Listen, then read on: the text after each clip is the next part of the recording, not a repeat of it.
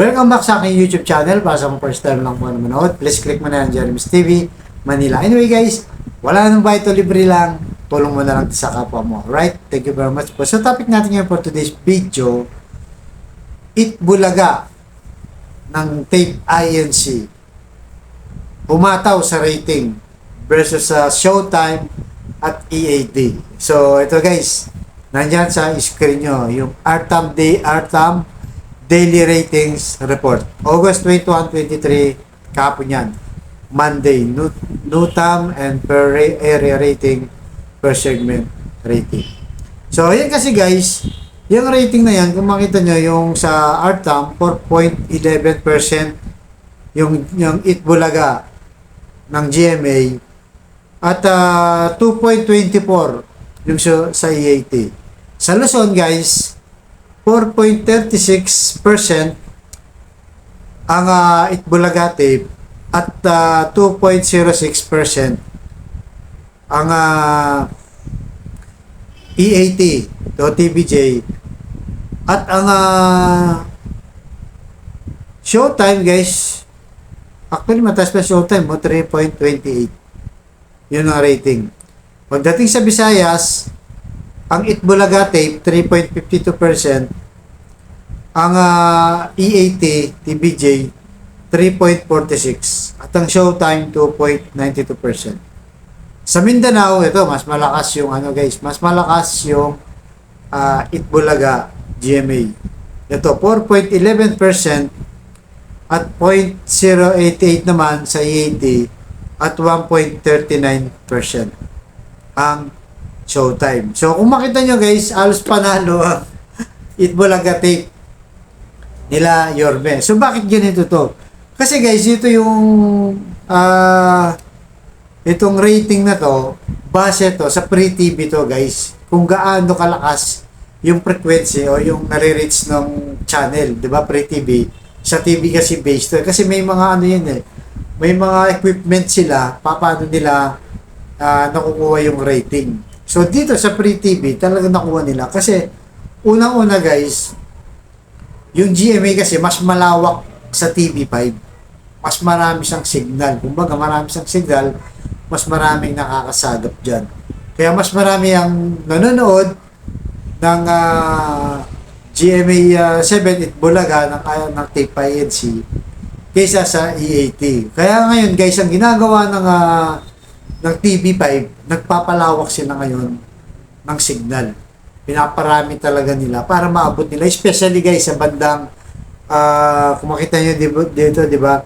Sa Visayas at Mindanao. Yan. Malakas kasi ang GMA7 dyan. At mahina naman ang TV5 dyan. Sa Metro Manila, malakas ang TV5. So yan ang nagiging dahilan, di ba? Kasi siyempre, kung halimbawa ito manonood, yan ang available sa TV, sila lang talaga mapapanood. Kung malabo naman yung TV5, siyempre manonood ka na lang sa Kaya mas nagiging popular sila sa Luzon at sa Visayas at Mindanao. Yung Itbulaga ng Channel 7. Kasi 'di ba kung makita naman natin, 'di ba? Okay din naman, parehas naman sila tumutulong, nagpapasaya sa tao, 'di ba? Kaya para sa akin, walang okay lang 'yan. Pero syempre pagdating sa legendary, kaya natin sinasabi natin natin na Tito Vic and Joey talaga tayo.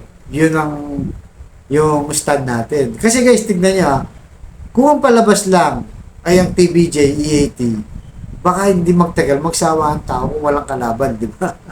Maganda na lang yung mayroong kompetisyon sa TV. At bukod doon, siyempre, gaya na sabi natin, pareho naman silang tumutulong, mas marami nakikinabang sa ating mga kababayan, di ba?